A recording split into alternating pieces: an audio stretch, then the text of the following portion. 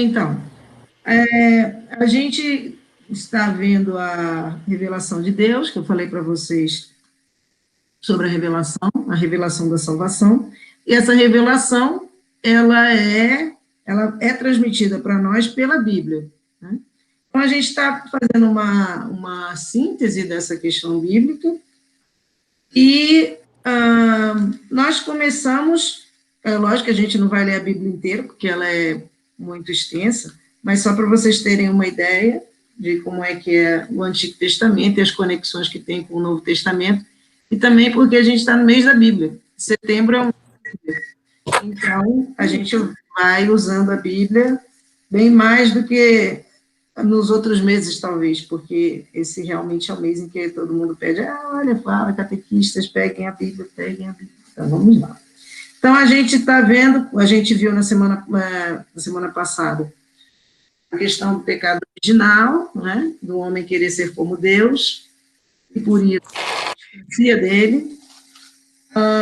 Eu nem sei, não me lembro se falei para vocês, se não falei, vou falar agora. Existe ali na Bíblia a primeira hostilidade e única entre a mulher, que a leitura, quando os teólogos leem, eles entendem que essa mulher, e a própria Bíblia aqui, essa Bíblia aqui, que é a Bíblia de Jerusalém, é uma Bíblia comentada. Então, esta mulher, quando Deus vai botando depois do pecado, ele diz, o homem é isso, a mulher é isso, o homem é isso, o que ele vai fazer? Vai ter que trabalhar, a mulher vai ter um filho, vai ter dor de parto, e aí ele vai falar com a serpente. Então, ele diz aqui, porém, hostilidade entre ti e a mulher, entre tua linhagem e a linhagem dela. Ela te esmagará a cabeça e tu lhe ferirás o calcanhar. Então, aqui já é a pré-visão, a pré-notificação, vamos dizer assim, de Maria. Quando a gente lê, inclusive nós temos Nossa Senhora das Graças, né? Você tem a imagem de Nossa Senhora pisando a cabeça da serpente. Então, quando a gente fala dessa pré-visão, a gente chama de um pré-tipo, que é a coisa que vem antes, mas que já faz referência ao que vai acontecer.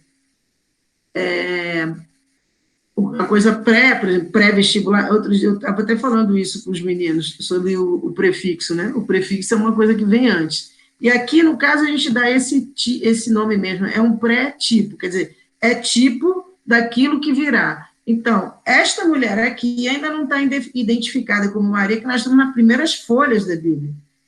Mas, quando a gente faz a leitura, quando eles fizeram as leituras, né, até chegar nos dias de hoje, os padres da igreja e todos os teólogos fizeram as leituras para fazer a explicação do que essa Bíblia quer dizer, eles veem nessa mulher Maria. E para a gente vai ter a mortalidade, como eu disse para vocês da outra vez, que o pecado foi avisado que se eles pecassem, entraria a morte no mundo, como de fato entrou. E quando a gente está na quaresma, no primeiro dia, na quarta-feira de cinzas, a gente põe as cinzas na testa por causa desta passagem aqui, ó, que a gente é cinza, tu és pó. Olha, é a passagem do Gênesis. Porque escutaste a voz da mulher e comeste... Ao homem ele disse, então agora falando para o homem, porque escutaste a voz da mulher e comeste da árvore que eu te proibira comer, essa árvore era o conhecimento do bem e do mal, e eles comeram, maldito é o solo por causa de ti, o solo. Com sofrimento dele te nutrirás todos os dias de tua vida. Ele produzirá para ti espinhos e cardos e comerás a erva dos campos. Aí ele diz, com o suor do teu rosto comerás teu pão, até que retornes ao solo, pois dele foste tirado. Pois tu és pó e ao pó tornarás. Então, aquela cinza que a gente coloca na quarta-feira de cinzas é para lembrar isso. Tu és pó e ao pó tornarás. É o sinal, né, que a gente tem ali na quarta-feira de cinzas.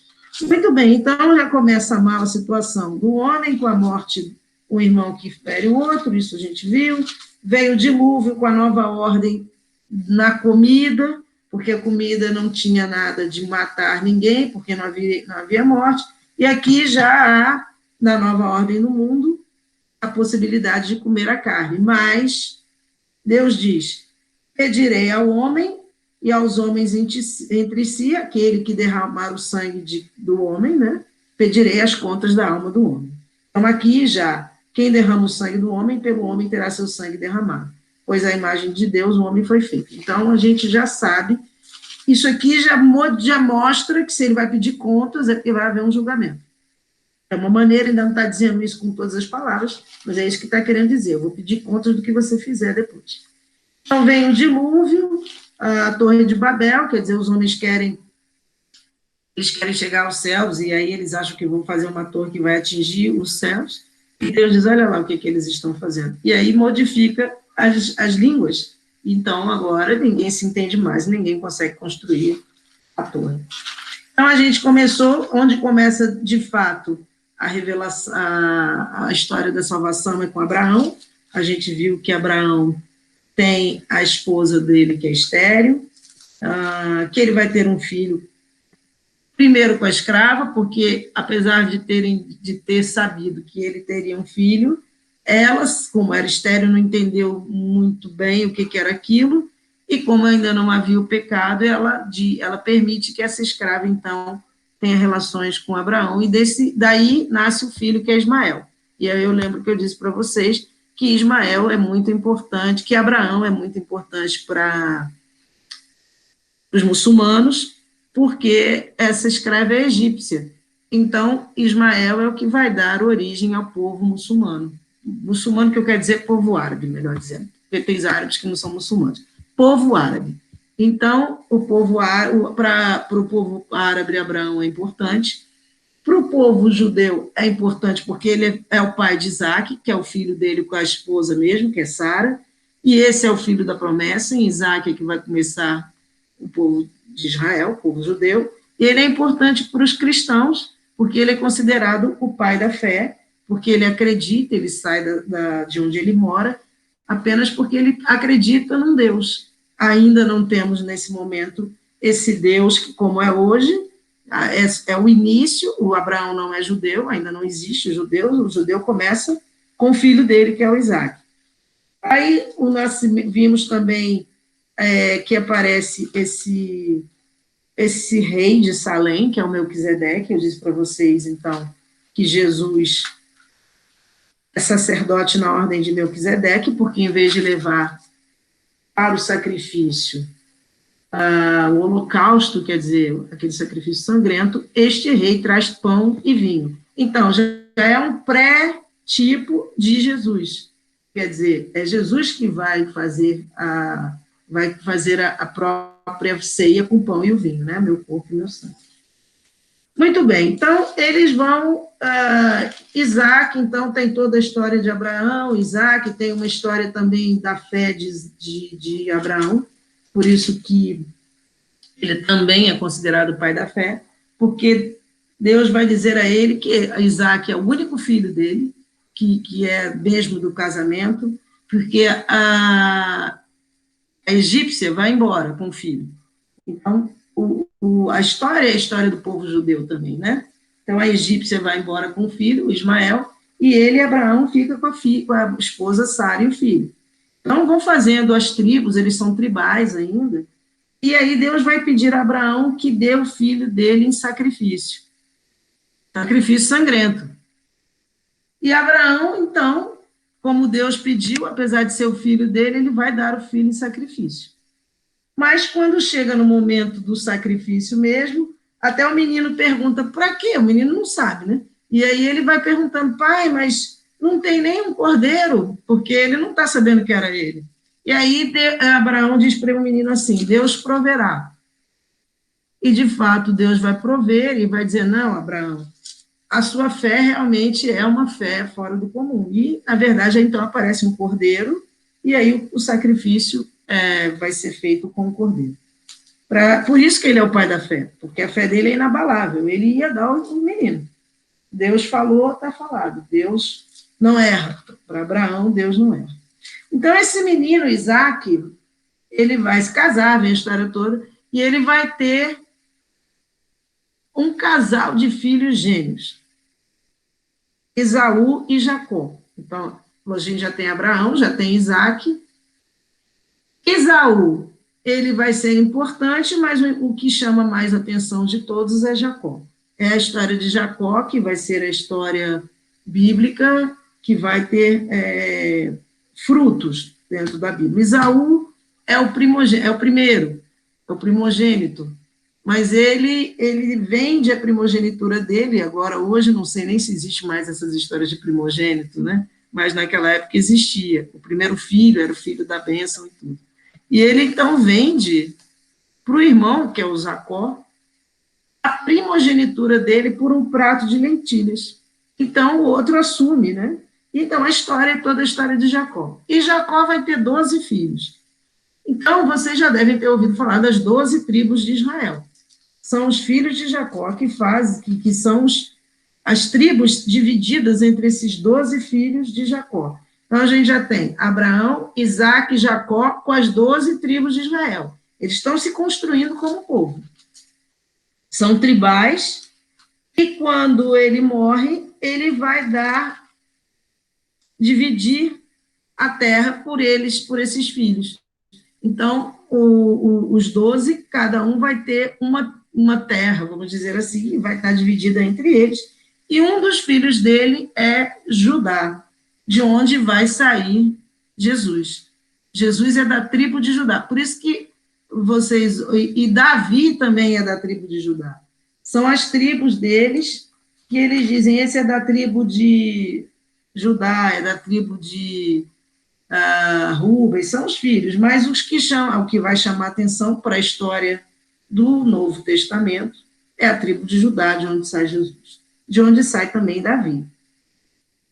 Muito bem, então morre Jacó, eles agora estão tribais e eles estão aumentando, estão formando um povo, né? Mas ainda tribais. Então, resumindo, para a gente ficar com o esquema, eu vou botar depois o esquema, que é mais fácil quando a gente olha. Você tem, então, Abraão, que tem o filho Isaac, Ismael é o filho que vai ser o filho da egípcia, então vai embora. Então, tem Abraão, Isaac e Jacó. Jacó tem 12 filhos, e esses 12 filhos formam as 12 tribos de Israel. Então, passa o tempo, e tem uma história interessante, que é a história de José, que é um dos filhos de Jacó, que eles são enciumados por esse filho, porque Jacó, tem uma história de Jacó, eram duas irmãs, e ele gostava de uma delas, mas ele teve que trabalhar, e aí trabalhou, e no final das contas o pai não deu ainda em casamento a filha a que ele gostava. E José, depois ele vai ficar com Lia e Raquel, que são os nomes, né? E José é filho dessa que ele gosta, esse José. Então, ele tem esses filhos, mas ele tem um amor por esse José. E os outros são enciumados e resolvem matar o José. Mas um deles diz assim, não vamos fazer isso com o nosso irmão, não vamos sujar nossas mãos de sangue. Mas eles pegam o menino e jogam dentro de um buraco. Então, passa por ali uma caravana e o menino vai parar no Egito. Esse José para no Egito e ele tem uma característica de interpretar os sonhos. E o faraó estava tendo uns sonhos. Egito é faraó, né? Ele estava tendo uns sonhos que ninguém conseguia interpretar. Lá, ele tinha lá os magos dele, mas ele não se satisfazia com essa interpretação deles. E José, então, estava preso, porque uma pessoa, enfim, uma mulher, disse que ele seria tipo um assédio, mas na verdade era ela que era casada e assediava ele. Como ele não queria nada com ela, e até porque ela era casada, ela inventou uma história e ele foi parar na prisão. E aí, ele na prisão, eles sabiam que ele conseguia, ele tinha essa característica de ler os sonhos. E falaram para o faraó, olha, tem um rapaz que está lá na prisão que interpreta sonhos, já que o senhor não está satisfeito com nenhuma interpretação, o que o senhor acha? Aí ele falou, então tá, traz ele aqui. E ele tinha um sonho que ele via 7 vacas gordas e 7 vacas magras. E aí José interpretou para ele o sonho e disse, olha, as vacas magras é a penúria que vai acontecer com o povo, vai haver uma seca muito grande e nós vamos ficar sem ter o que comer. E as vacas gordas é a prosperidade. E aí ele disse, mas e você acha que a gente tinha que fazer o quê, então? O faraó perguntou. Ele disse assim, se o senhor me permite, então, eu acho que a gente devia estocar alimentos. E aí eles resolveram, então, o faraó achou que aquilo era aquilo mesmo, e resolveu, então, estocar os alimentos. E estocar os alimentos, e o que aconteceu? O Egito é fronteira com Israel, né? Onde estavam os outros irmãos dele. É como Goiânia e Brasília. E quando a seca veio, pegou tudo, toda a região. E eles não tinham o que comer, e todo mundo sabia que o Egito estava calcado, porque eles tinham feito o estoque de alimentos, então eles estavam vendendo alimento para a região. E aí os irmãos dele vieram para o Egito, atrás dos alimentos. Mas eles não estão sabendo que José virou o segundo homem depois do faraó. O faraó se encantou com ele, era o segundo homem depois do faraó. Só que, quando eles jogaram ele no buraco, ele era bem adolescente, ele agora já era um homem feito, vestido à moda egípcia, completamente diferente deles. Eles não reconheceram o irmão, mas o irmão os reconheceu. E aí foi aquela coisa, aquele choque emotivo do próprio José, porque ele sabia que os irmãos tinham tentado matá-lo, evidentemente, não ia esquecer disso, mas ele perdoa todos eles. Então, é uma história bem bonita do perdão dele para os irmãos, mas tem toda uma história, né? E o pai, e eles, o que eles tinham feito? Eles tinham pegado um bicho, matado assim, jogado na roupa dele, pegaram, deixaram ele sem a roupa e levaram para o pai, dizendo que ele tinha sido comido por um bicho, uma coisa assim. A roupa toda ensanguentada, e o pai achava que ele tinha morrido. E ele não tinha morrido. E nem o pai tinha morrido, Jacó. E aí ele pede, e ele tinha um irmão também que ele gostava muito, que era o menor, e ele pede, então, que traga o irmão. Ele ainda não tinha dito que ele era o irmão deles, né? Mas ele pede aos irmãos que tragam os pais e o irmão deles que ficou lá para o Egito. E eles, de fato, trazem, e, enfim, no final das contas, é aquela interação de toda a família e o perdão que ele dá aos irmãos. Então, esse povo agora está no Egito. Esse povo está no Egito, o povo todo está no Egito porque o Egito tinha comida e a gente está contando a história deles, mas foi o povo todo para o Egito. E o que aconteceu? Aconteceu que já passou muito tempo, o povo já está crescendo, não é mais o mesmo faraó, o povo está crescendo em quantidade de pessoas. E o faraó de agora, que já não é mais o mesmo, já morreu, já passou muito tempo, ele começou a achar que não gostou muito dessa ideia dessa gente toda enfiada lá dentro do Egito. Então, eles viram escravos dos egípcios, e o faraó vai dar uma ordem, que só deixe, outro faraó, né, bastante tempo, que só deixe vivo as meninas e matem os homens. Por quê? Porque as meninas, se procriarem, vão ter relações com os egípcios e não mais com os judeus. Ele quer eliminar a raça.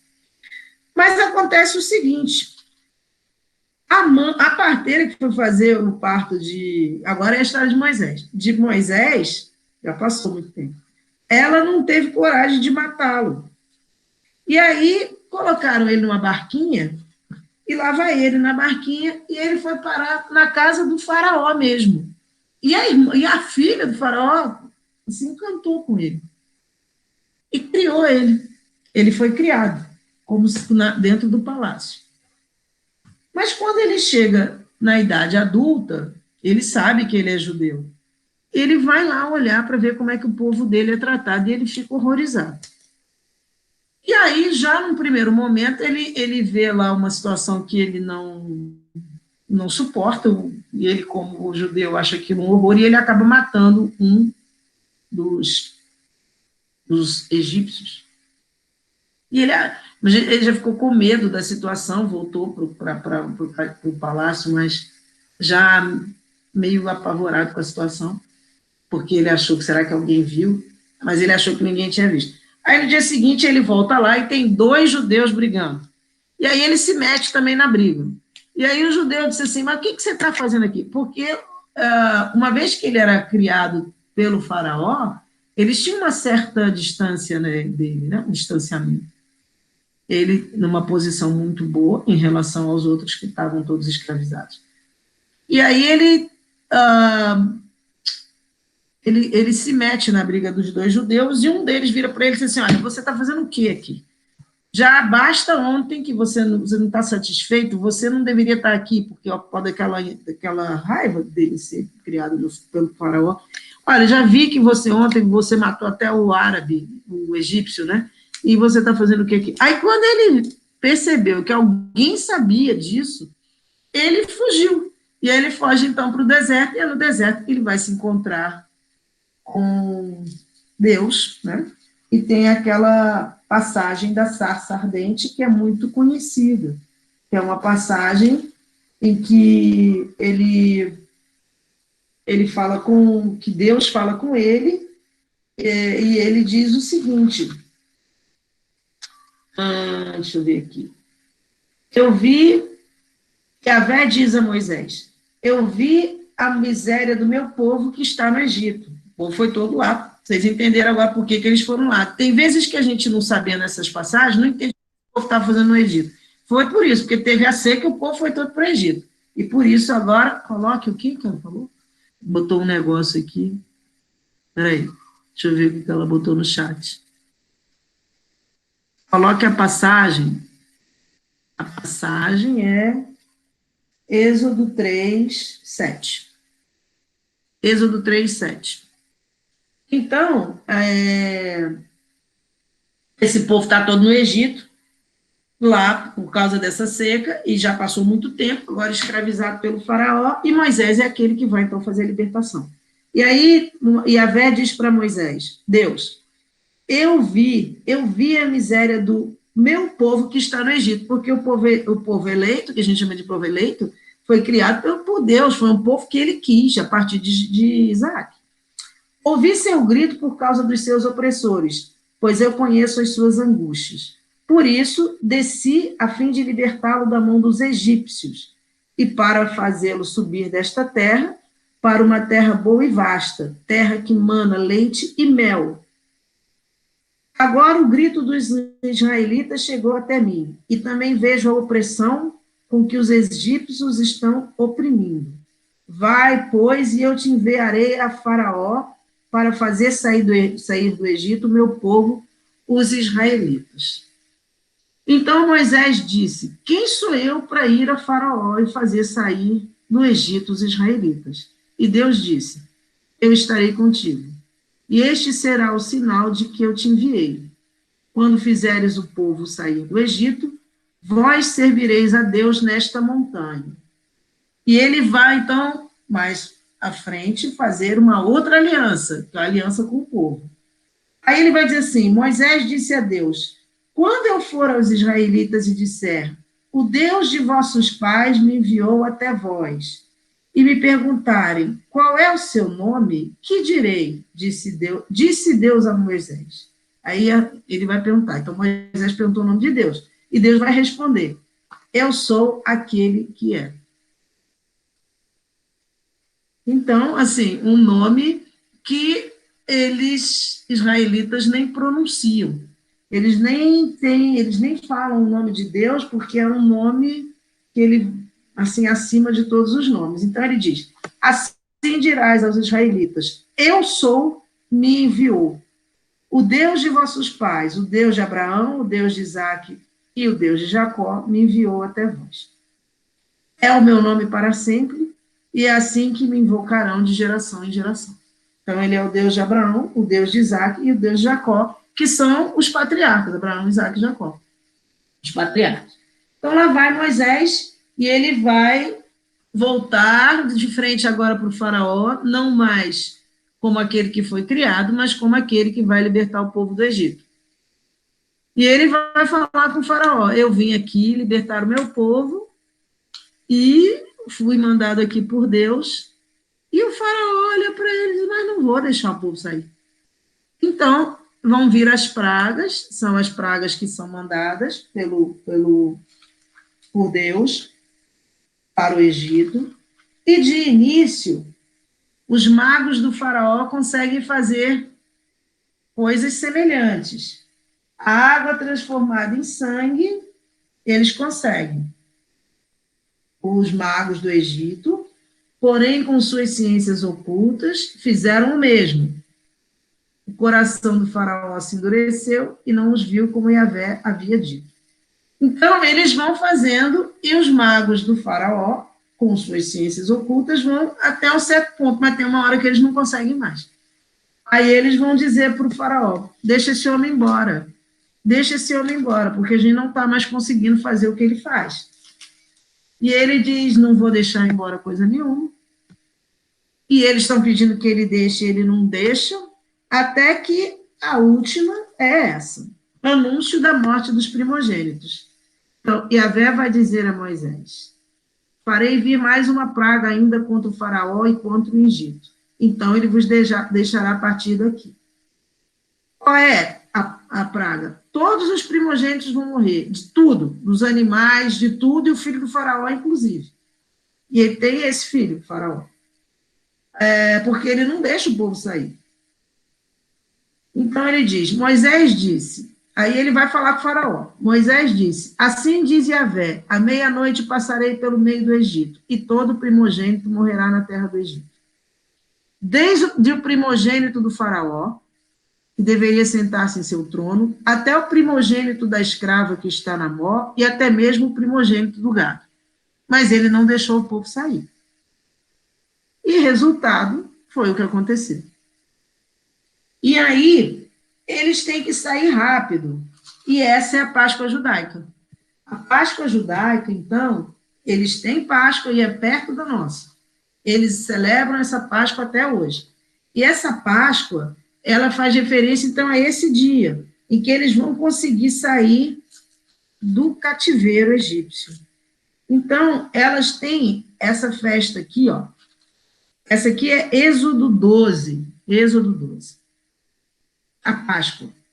E tem uma outra festa dos ázimos. Quando a gente vê no Novo Testamento a Páscoa de Jesus, ele vai pedir esses pães ázimos também. Depois a gente chega lá e faz a comparação. Ele também quer os pães ázimos, porque Jesus é judeu e a Páscoa é judaica. Só que essa Páscoa aqui tem uma conotação muito diferente da Páscoa do Novo Testamento. Essa é a Páscoa do Antigo Testamento. E o que é essa Páscoa?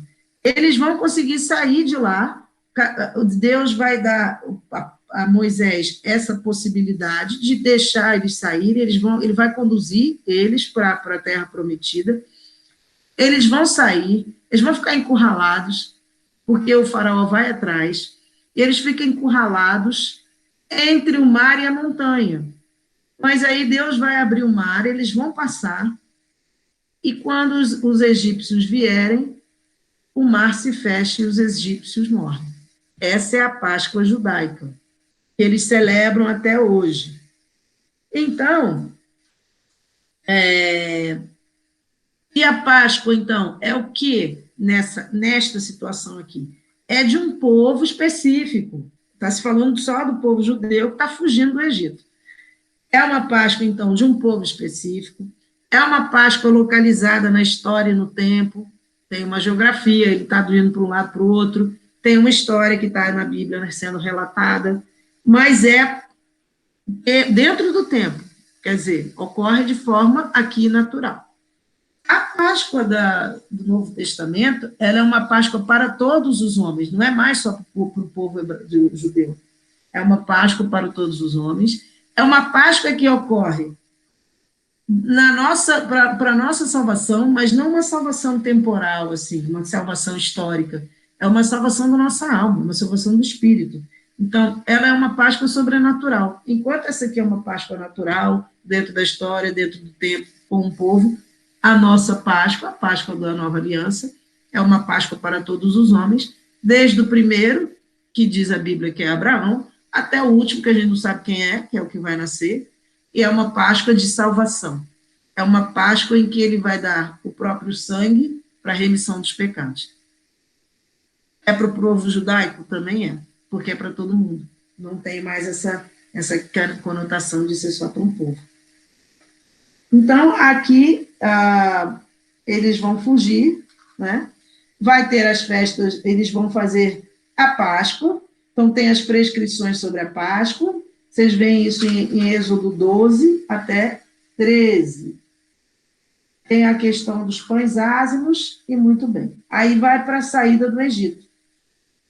Eles vão sair, os egípcios vão perseguir, e muito bem, e eles, então, conseguem escapar, e tem um canto da vitória, e Moisés entoa com os israelitas, que é bem bonito, que é uma oração, né, bíblica, que certamente eles devem cantar até hoje, porque eles ainda estão esperando o Messias.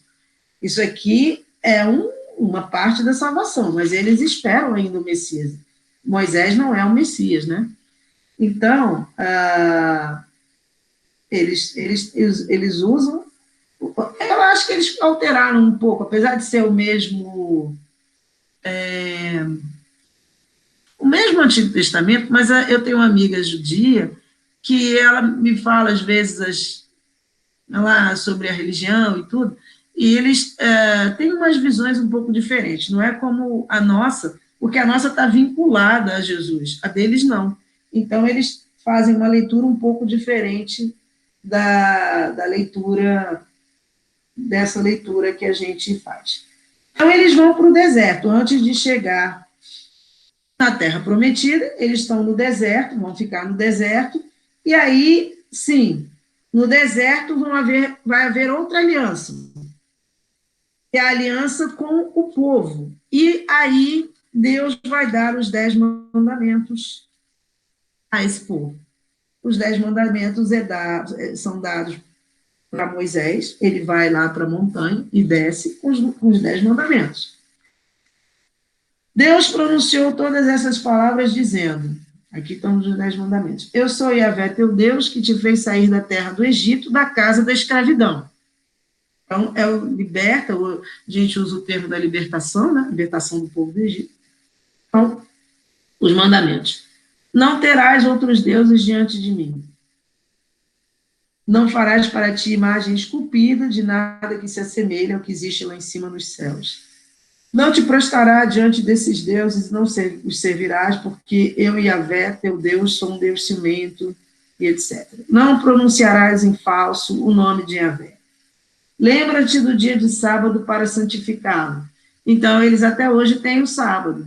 O sábado deles começa sexta-feira, 6 horas da tarde, vai até sábado, 6 horas da tarde. Shabat, que chama. Honra teu pai e tua mãe, não matarás, não cometerás adultério, não roubarás, não apresentarás um testemunho mentiroso contra o teu próximo, não cobiçarás a casa do teu próximo. Enfim, são os mandamentos que nós temos, são os mesmos. E aí ele também vai dar o código da aliança, que é a aliança desse povo. Agora, a gente teve o quê? Primeiro, lá em Noé, ele diz para Noé, as alianças, né? Quando vocês virem o arco-íris, é sinal da minha aliança com todo o criado, tudo que é criado. Depois ele faz uma aliança com Abraão, em que entra inclusive a circuncisão, em que eu falei para vocês da circuncisão, que é cortar aquela pele do prepúcio, do pênis, né? Que é o sinal de pertença. Os judeus até hoje fazem isso. E tem agora uma aliança com o povo todo. Fez aliança com o homem, agora vai fazer aliança com o povo. E nessa aliança ele vai dizer, eu sou o seu Deus e você é o meu povo. Mas ainda está no próprio povo. Ele está fazendo tudo aos poucos. Deus faz tudo aos poucos para a gente ir entendendo o que ele quer dizer.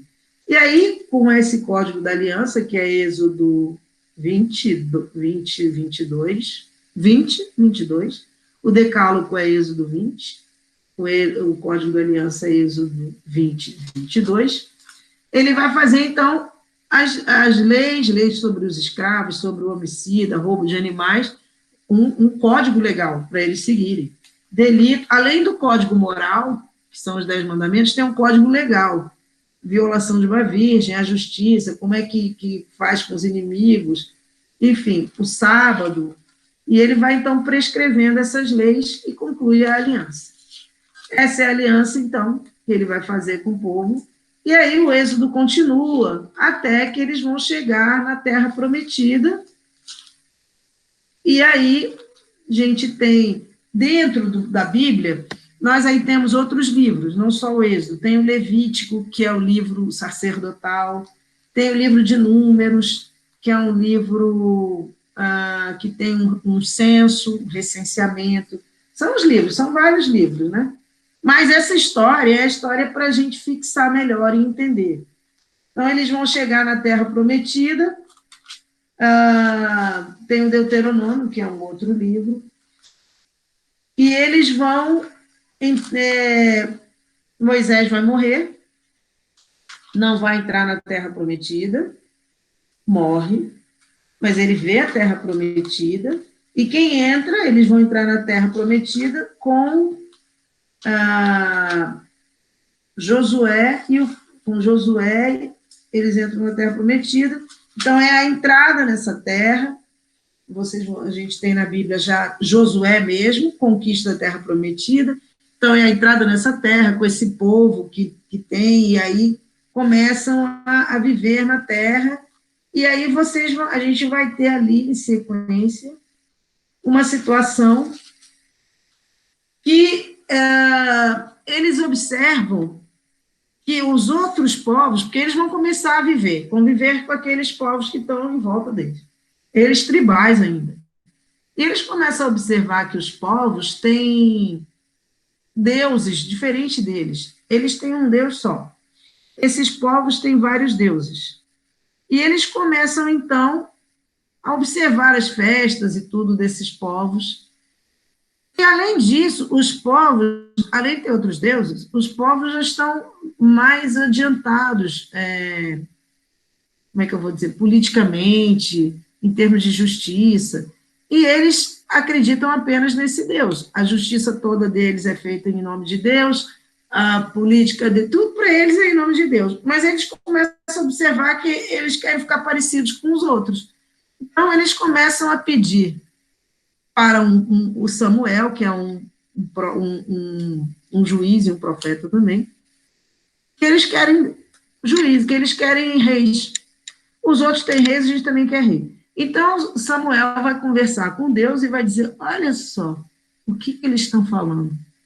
Eles não querem mais um reinado só de Deus, eles querem reis de carne e osso. E aí Deus diz para Samuel, eles me rejeitam, né? Eles não estão me rejeitando como Deus, né? Eles não querem mais o meu reinado, vamos dizer assim. Mas, sobre certo aspecto, aquilo não seria de todo uma coisa assim, mais ou menos, uma vez que o filho dele, ele mesmo será rei, o filho de Deus. Então, ele diz, deixa que eles tenham os reis. Então, aí tem a história dos reis. Rei Saul, rei Davi, rei Salomão, são as histórias que a gente tem na Bíblia. E tem um profeta que se chama Natã, que aí já é com o rei Davi, o Saul não gosta do Davi, e tenta matar Davi, porque Davi foi escolhido, enfim, e aí tem toda uma história, e Davi vai ser um rei muito querido, e vai ter um profeta que se chama Natã, que diz para Davi que da geração dele nasceria o Messias. Ele deixa mais ou menos subentendido ou claro de que deixa eu ver se eu acho aqui, que sairá de Davi, da casa de Davi, o Messias. Então, lembrando que Davi, então, é da tribo de Judá, vou estar lá nas tribos, porque as tribos agora estão já até com reis. Então, Davi é da tribo de Judá, da tribo de Judá é que vai sair Jesus, que é também da tribo de Davi. São os tribos, né? Mas, assim, o ancestral é Judá, é o filho de Jacó. E ele vai sair, então, deixa eu ver se eu acho aqui. Jesus sai da tribo de Davi. Tem uma passagem que diz que ele é o leão da tribo de Davi, da tribo de Judá. Jesus, leão da tribo de Judá. Muito bem, agora eu não estou achando, porque é tão grande a Bíblia que eu não estou achando a passagem do Natan aqui. E o Davi, achei, profecia de Natan. Vai dizer ao meu servo Davi assim, diz Yahvé, construirias tu uma casa em que eu venha habitar? Ele está perguntando. Não é aqui. Em casa nenhuma habitei desde o dia em que fiz subir do Egito os israelitas. E sim, ele está pedindo para que construa então um templo para ele. Deus falando com Natan, pedindo para ele fale isso. Durante todo o tempo em que andei com os israelitas, porventura disse a um só dos juízes de Israel que eu tinha instituído como pastores do meu povo. Por que não edificais para mim uma casa de cedro? Então, ele está pedindo aqui, mas quem vai fazer mesmo a casa o templo é Salomão. Aqui, ó.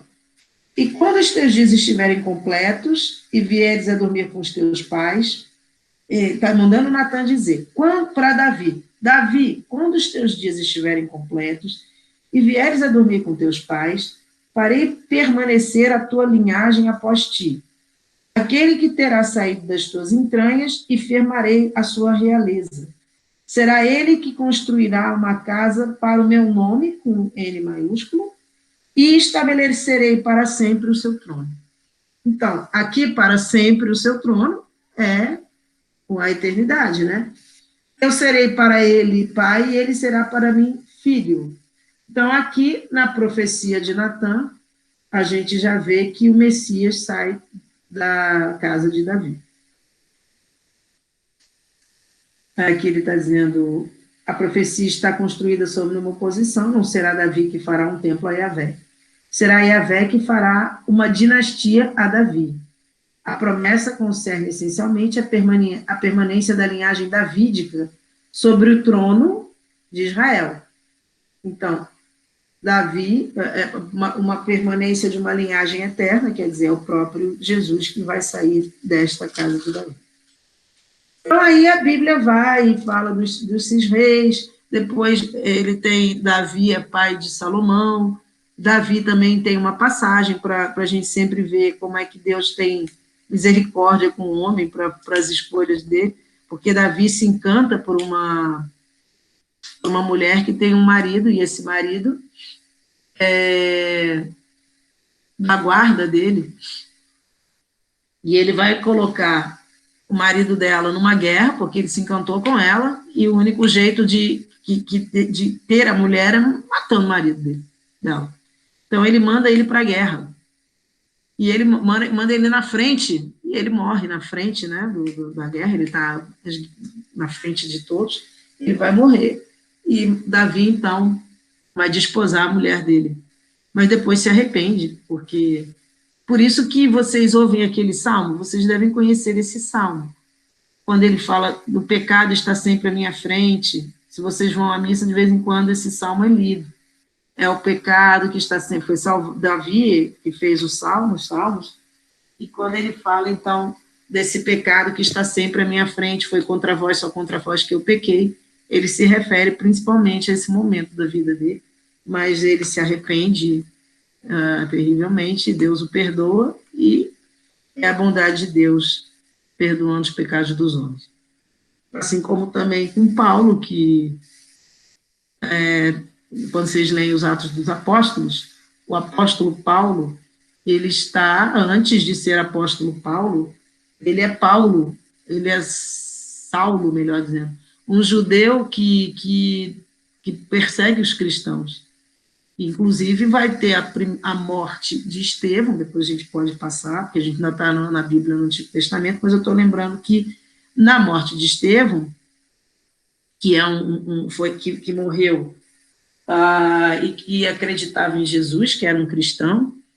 Paulo está lá, Saulo está lá, e ele está lá comandando aquela situação. Então, ele participa daquela morte, e ele vai buscando outros cristãos, perseguindo terrivelmente os cristãos, e ele que virou depois o apóstolo Paulo, né? Então, assim, como é que Deus concede às pessoas, desde o início, você vê Moisés também não matou o homem, matou a pessoa, tinha matado um árabe, e Deus se concedeu a ele, Moisés, seria aquele que ia libertar o povo. Então, assim, quando você vai lendo a Bíblia, e você vai vendo como Deus, o perdão de Deus, vou parar aqui, a gente vai vendo o perdão de Deus, e como ele perdoa de uma forma impressionante, né, de chegar a dar para as pessoas não só o perdão, como essa possibilidade de agir em nome dele. Uma coisa é o perdão, outra coisa é você agir no meu nome. Todos esses que foram perdoados, todos têm crimes. Moisés, que matou o árabe, Davi, que manda matar Urias, que vai para frente da batalha e morre, ainda por cima, além de morte, ainda tem o adultério, né? E Paulo também, Saulo, ele vai aproximar Paulo, perdoa Pedro, que nega ele 3 vezes, e perdoaria também Judas se Judas tivesse pedido perdão, né? Mas não tem essa passagem bíblica. Judas nunca pediu perdão. Enquanto Pedro pediu, Judas não pediu. Judas preferiu o suicídio a pedir perdão. Então, a gente vê, olhando a Bíblia, lendo a Bíblia, e outras tantas coisas, porque é tão grande, né, e não dá para fazer uma coisa muito extensa, a gente vai terminar e entrar no Novo Testamento, ainda ver um pouquinho da Bíblia, do Antigo Testamento, mas é só para vocês terem a ideia da conexão, de que há uma conexão entre o Antigo Testamento e o Outro Testamento, para fazer entender melhor essa conexão, porque quando a gente não conhece, não consegue assim, fazer a conexão, fica muito perdido o que o Antigo Testamento tem a ver com o Novo Testamento, né? A conexão é interessante da gente saber, pelo menos por alto, o que isso, como era essa história bíblica, esses pontos mais importantes, para a gente conseguir entender por que estava no Egito, por que eles foram perseguidos, o que eles estavam fazendo lá, porque houve uma seca, eles foram para lá. Porque senão a gente não sabe por que de repente pularam para o Egito, por que estão lá. E ver por que foram tendo isso, por que eles foram tendo juízes, eles pediram juízes também, tinham juízes também. Por que foram tendo juízes, por que foram tendo reis? Porque eles mesmo pediram, porque eles vinham o povo em volta tendo essas coisas e quiseram fazer também igual. E aí pediram para ter, e aí tem os juízes, tem os reis. E aí eles vão se formando um povo, e o povo vai vindo, até que chega um momento em que vai chegar Jesus, né? Mas eles não vão crer que Jesus é o Messias. Eles não vão crer, entre aspas. Uns vão crer e outros não vão crer. Aqueles que não vão crer, que vão pedir pela morte de Jesus, não creem até hoje. E aqueles que acreditaram, que também eram judeus, porque ali todo mundo era judeu, os únicos que não eram judeus eram os mandantes no sentido, não mandantes do povo, que mandavam no povo na época, que eram os romanos, o Império Romano que mandava na época. Então, são os únicos que não são judeus ali. Pilatos, esse não é judeu. Ele vai também para... Oh, meu Deus. Não, agora esqueci. Deu um branco aqui.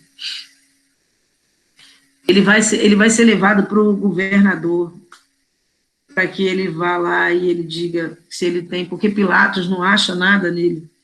Então, manda ele para o governador, que também não acha nada nele. Então, assim, nada que eu quero dizer não acha nenhum crime, não tem crime. Mas esses só que não eram judeus, o resto todo é judeu. Então, todos são judeus, então, uma parte não vai acreditar e outra vai acreditar. E essa que acredita é a que vai formar o cristianismo. O povo que acreditou e que trouxe até hoje para a gente essa religião, né? e depois ela vem no catolicismo, que você tem o protestantismo e tem o catolicismo, né? No catolicismo, ele não muda, ele não tem alteração.